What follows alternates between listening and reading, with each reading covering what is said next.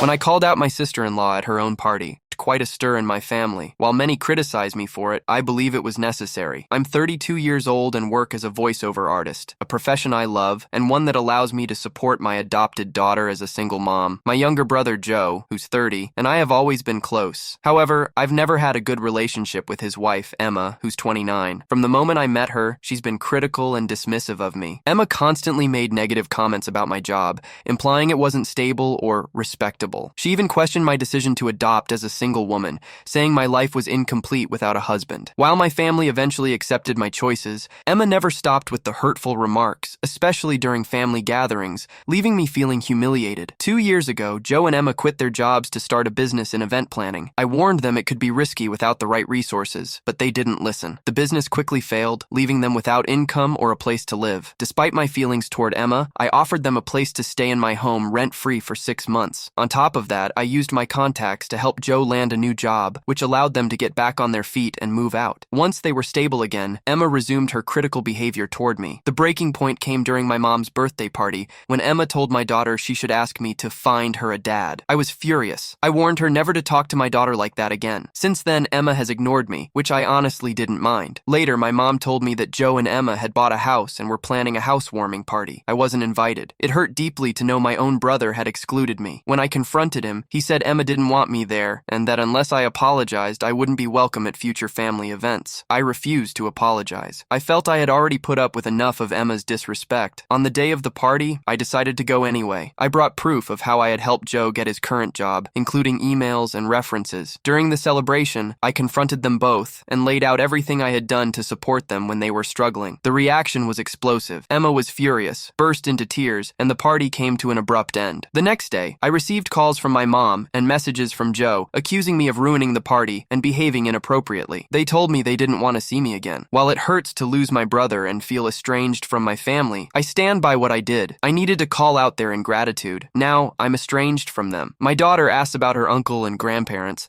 and I try to explain the situation to her gently.